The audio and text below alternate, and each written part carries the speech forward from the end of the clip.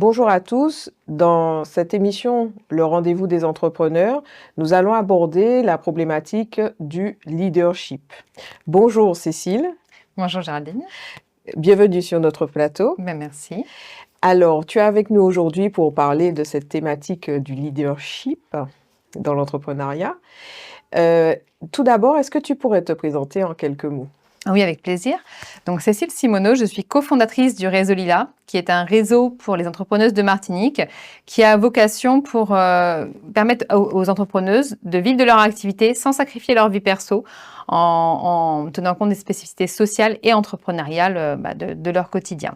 Je suis aussi chef de projet du Carrefour de l'entrepreneuriat, lieu unique d'information pour favoriser l'entrepreneuriat dans les quartiers, mais de façon générale pour informer toute personne autour de l'entrepreneuriat. Très bien. Donc aujourd'hui, on va détailler justement cette thématique de l'entrepreneuriat. Donc, d'où ma première question. Qu'est-ce que ça signifie le leadership Alors, dans l'entrepreneuriat? tout à fait. Alors, c'est vrai que c'est une question, c'est un terme qu'on entend souvent. Peu de personnes savent ce qu'il y a vraiment derrière. Alors, globalement, le leadership, c'est d'avoir une vision et d'être capable de fédérer une communauté pour accéder à cette vision. On en parle énormément dans des grosses entreprises avec des directeurs qui vont mener une équipe de managers. Mais en fait, dans l'entrepreneuriat, il y a aussi un leadership à un autre niveau. Il y a le leadership personnel, d'être capable de soi-même avancer. Et puis, au fur et à mesure des interactions avec des partenaires, des fournisseurs, des sous-traitants, pouvoir également les amener à respecter nos valeurs, à accéder à notre vision. Et puis, il y a aussi le leadership de façon plus générale pour aussi inspirer les personnes qui vont gravir autour de nous, qui ne vont pas forcément être concernées directement dans l'opérationnel par notre projet, mais qu'on a envie de faire adhérer finalement à notre vision de notre expertise. Et alors, il existe plusieurs styles de leadership. Est-ce que tu peux nous les décrire? Est-ce que tu peux donner des exemples à ce Bien sûr.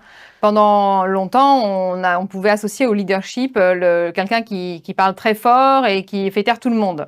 Ça, ce n'est pas du leadership, c'est de la dictature, d'accord? Donc, c'est pas ça. Mais c'était souvent ce qui était un peu valorisé. De plus en plus, il y a le leadership un peu plus éthique, le leadership un peu serviable. C'est-à-dire que la personne qui va faire en sorte de coordonner pour faire le bien pour la structure et faire du bien pour chacune des personnes présentes dans la structure qui doivent contribuer à la dynamique. Donc, il y a déjà ces deux leaderships, on va dire, un peu opposés quand même. Et puis, dans le leadership, il y a aussi différents niveaux. C'est-à-dire qu'on peut être suivi parce que les personnes, elles nous suivent parce qu'elles n'ont pas le choix. Premièrement, c'est dans une entreprise, une relation hiérarchique, la personne ne va pas forcément être en phase avec son supérieur, mais elle n'a pas le choix, donc elle le suit. Il y a des personnes qui vont nous suivre parce qu'elles le veulent, voilà, parce qu'elles sont OK pour le faire. Il y a des personnes qui vont nous suivre parce qu'on fait quelque chose pour la structure et que dit, bon, OK, avec la personne elle-même, je ne suis pas spécialement en phase, mais comme elle fait avancer la structure, je suis. Il y a aussi parce que les personnes vont faire quelque chose pour nous en tant que salariés, par exemple, ou en tant que personnes. Donc, elles nous font évoluer, donc on a envie de les suivre aussi. Et le dernier niveau du leadership, c'est la personne qui va inspirer parce qu'elle incarne, par ses valeurs, par son éloquence, par son engagement. Et ça, c'est une personne qu'on va avoir envie de suivre parce que c'est une icône, en fait, finalement, comme ça peut être des dirigeants d'État, comme... Bon, et des personnes très iconiques, Nelson Mandela par exemple, qui était de ce niveau-là de leadership, quoi. Et justement, quelles sont les personnes, parce qu'on parle de leadership, mais est-ce que c'est être une star, être leader, ou on peut être une star sans être leader? Alors, on peut être une star sans être leader, premièrement, bien sûr, et on peut être un leader sans être une star aussi. Cependant, aujourd'hui, pour entreprendre, c'est inévitable de développer son leadership en parallèle. Pourquoi? Parce que si on entreprend, qu'il n'y a que nous qui adhérons à notre vision de notre expertise, si on n'apprend pas à fédérer des gens à venir avec nous, on n'ira pas loin en fait, parce que personne ne peut développer une structure de façon impactante et importante seul. Donc si on n'est pas capable de développer ce leadership pour donner envie aux gens de nous suivre, ça ne peut pas non plus, ça a une limite très rapide, quoi. Donc, il y a des femmes entrepreneuses qui ont énormément de leadership, comme Shirley Billot, on va donner un des Martiniquaises. Il y a aussi, bien sûr, Kelly Massol, qui est bien sûr, voilà, on sent quoi qu'elle dise, On est là, on boit ses paroles. Voilà, Ouais, ça, c'est des super. personnes qui ont du leadership de niveau 5, voilà.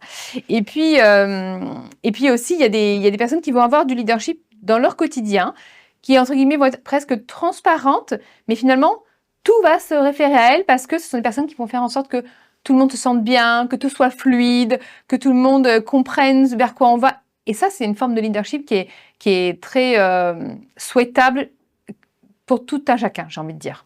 Voilà. Mais est-ce que être leadership, c'est savoir ce qu'on veut forcément?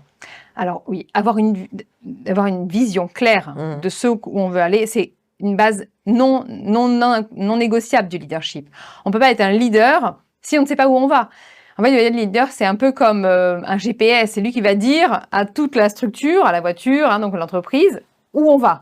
Si le leader lui-même ne sait pas où il va emmener tout le monde dans le mur. On est d'accord? Ça, c'est sûr. Donc, qu'on soit leader de soi-même, qu'on soit leader d'une équipe, la vision, c'est quelque chose d'incontournable. Donc, si on n'a pas l'habitude de prendre du recul, de voir par rapport au marché, qu'est-ce qui manque, quels sont les investissements à faire, qu'est-ce qu'il faut, comment faire pour innover, ou qu'est-ce que je veux atteindre comme objectif, on peut pas être vraiment leader, quoi. On peut être suiveur. Et Suiveur. c'est OK aussi, hein. Il n'y a Ouais. pas d'injonction à être leader non plus. Mais... Est-ce que on peut être chef d'entreprise sans être leader? Comme je le disais tout à l'heure, de façon très limitée. Ouais. On peut, mais ça va rester de l'ultra petite entreprise. Voilà. Et ça a aussi beaucoup d'inconvénients parce que même quand on est solopreneur, on va interagir avec des clients, on va interagir avec des fournisseurs, avec peut-être des prestataires. Et avec ces gens-là, déjà, on doit être leader. On doit être fiable, on doit être nous-mêmes modèle de dire, en fait, pour inspirer la confiance, en fait, tout simplement. Hein, dire face à des problèmes ou face à une incompréhension, comment on gère, ça, c'est aussi être leader. Par exemple, tu es mon sous-traitant, je suis d'accord, une entreprise et je te confie une tâche. Et puis, je définis mal ce que j'attends et finalement, il y a un désaccord sur le montant, la prestation, d'accord? La façon dont moi, on va dire, commanditaire de la mission, je vais réagir et gérer ça, ça va te donner un niveau de confiance que tu auras en moi ou pas. Mmh. Donc, même si on est solopreneur, il y a le niveau minimum de leadership à avoir. Et pour ça, il faut d'abord s'autogérer, quoi.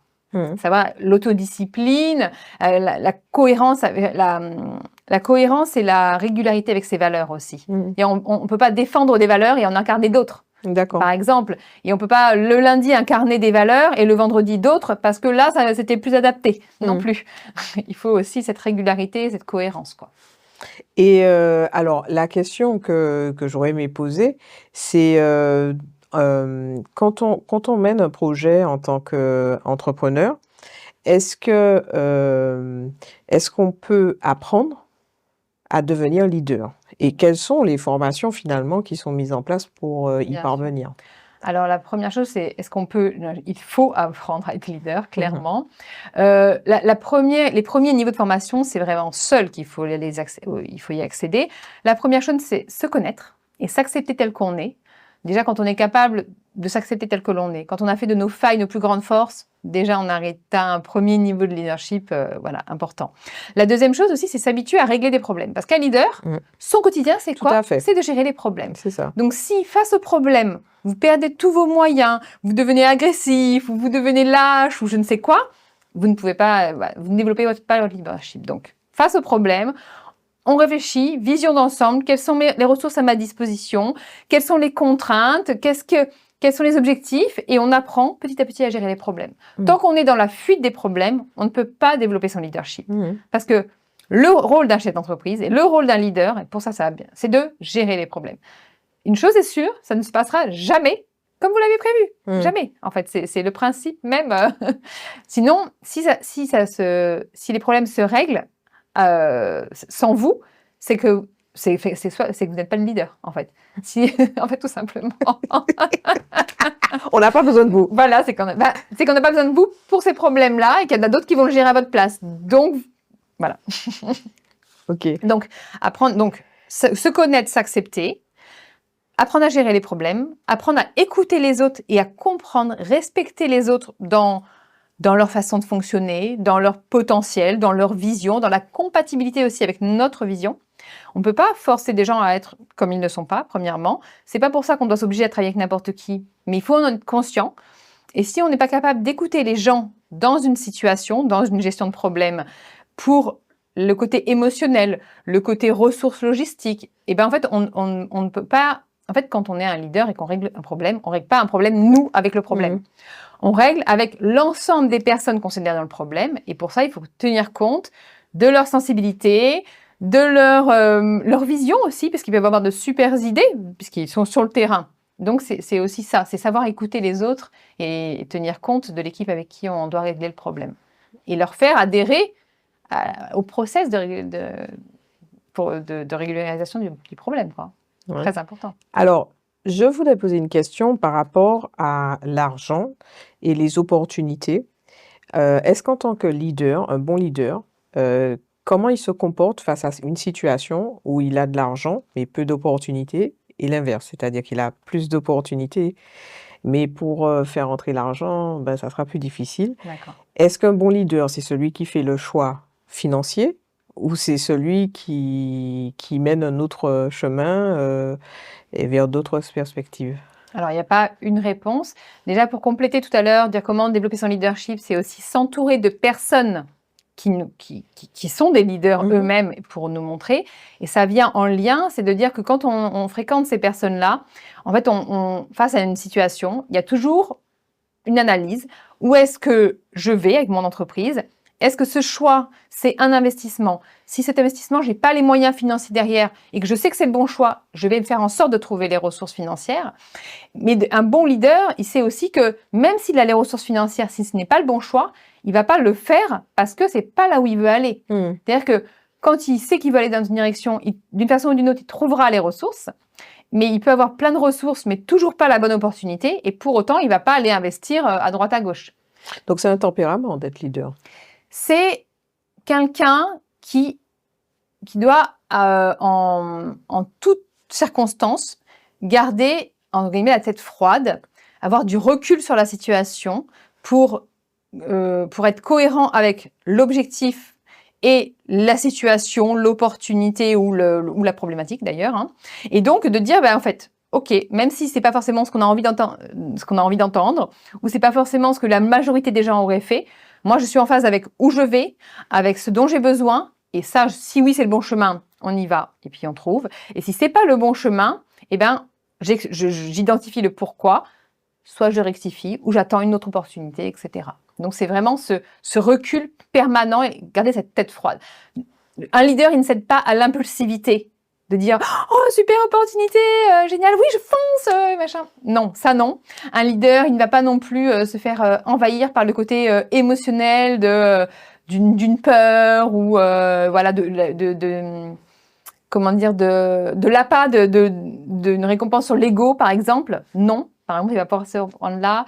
Un bon leader ne va pas non plus se laisser amadouer par des personnes qui vont leur faire miroiter monts et merveilles si c'est pas en phase avec ce que lui a envie d'atteindre. Voilà, il va rester focus sur sa vision. C'est pas pour ça que la vision ne peut pas changer si le marché évolue, si son envie évolue. Mais c'est pas les autres qui vont venir. Il est capable de se remettre en question, mais quand il a une vision claire, c'est pas les opportunités qui vont le faire dévier de ça. C'est ça que je veux dire. Voilà, c'est ça. C'est-à-dire que c'est quelqu'un qui a vraiment sa vision. Est-ce qu'un bon leader, c'est quelqu'un qui sait s'adapter? Ah ouais, en permanence. Ouais. En permanence. Même quand des fois, lui, en tant que personne, n'en a pas envie.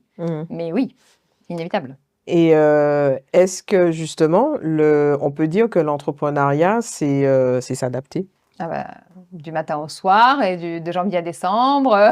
Oui, c'est en permanence la flexibilité, l'agilité, justement, de l'entreprise, l'agilité émotionnelle, l'agilité cognitive de l'entrepreneur, c'est vraiment, je pense, un des piliers centraux de la réussite parce qu'on est dans un marché et ça ira encore plus vite, qui est en perpétuel mouvement. C'est-à-dire que notre économie au niveau Martinique, l'économie au niveau de la Caraïbe, au niveau du gouvernement, au niveau mondial, tout est en mutation, mais hyper rapide. Avec l'IA, ça va être encore pire. Donc la personne qui est trop rigide, qui a un objectif à 5 ans, donc dans 5 ans, exactement comme ça, je préparais, etc. Vous pouvez être certain que quand elle arrivera dans 5 ans, ce ne sera plus du tout les mêmes contextes. Et donc forcément, ce qu'elle avait planifié, millimétré, ne sera plus adapté. Donc la taille de petite entreprise qui donne cette agilité est une énorme force dans cet écosystème. Donc, plus que jamais, oui, soyez agile et pour ça, gardez le contrôle sur votre stratégie de prix, de communication et même, j'ai envie de dire, de rythme aussi, hein, parce qu'il faut aussi se préserver pour durer. Et puis aussi, savoir dire non à des projets, savoir arrêter un projet lorsque soit nous, on n'est plus en phase, soit on sent que le marché n'est plus favorable au développement de ce type de projet pour justement pas perdre trop d'argent, pour aussi avoir un train d'avance sur les autres sur une autre piste, etc., sans pour autant s'éparpiller. Tout à fait. Aujourd'hui, qu'est-ce qui fait qu'un entrepreneur est sur la bonne voie? Comment est-ce qu'il y a des méthodes pour entreprendre avec un bon leadership? Bien sûr. Alors, la toute première base pour ça, c'est de faire quelque chose que vous aimez faire. Vous ne pouvez pas être bon leader et un bon expert non plus d'ailleurs si vous n'êtes pas en phase avec les valeurs de ce que vous défendez et si vous n'aimez pas ce que vous faites. Vous pouvez être je ne sais pas, vous pouvez être comptable. Vous aimez bien faire vos chiffres, mais vous n'allez pas forcément faire pour les autres. Déjà, vous ne pouvez pas donner envie de travailler avec vous. Vous ne pouvez pas aller évoluer dans votre approche, remettre en question des choses qui sont peut-être obsolètes, etc. C'est ça aussi d'un leader, qu'on attend qu'il ait un train d'avance toujours sur les autres. Donc déjà, première chose, aimez ce que vous faites et devenez vraiment pointu sur votre sujet. Voilà. Vraiment, devenez pointu, renseignez-vous, allez de l'avant, quoi. Ne soyez pas dans la masse à attendre que ça arrive, laissez porter. Non, on va de l'avant. La deuxième chose aussi, sur le côté être un bon leader pour l'entrepreneuriat, c'est de tenir compte de ce que nous font comme retour les autres. Si on est sans cesse en conflit avec des clients, avec des partenaires, ça ne peut pas être toujours la faute des autres. Alors, ça peut, il y a des gens qui eux-mêmes ont leurs problématiques, mais si c'est ponctuel et qu'on est au clair avec ce qu'on fait, il n'y a pas de souci. Si en permanence on est en conflit avec toutes les interactions professionnelles qu'on peut avoir, voire personnelles, mais bon, au moins professionnelles, ça dit quelque chose de nous qu'il faut arriver à entendre. Si on n'est pas capable d'entendre, en fait, moi j'appelle ça un peu des angles morts en leadership. C'est-à-dire qu'on a tous nos travers, on a nos caractères, et ce qui fait qu'on avance d'une certaine façon, mais du coup, il y a des choses qu'on ne veut pas voir, et des fois qu'on ne veut pas voir, même si d'autres nous le disent. Donc dans l'angle mort, si on a un rétroviseur qui nous renvoie à l'image, on peut en tenir compte ou pas. C'est un peu pareil dans le leadership. Il y a des choses qu'on ne voit pas, donc c'est OK.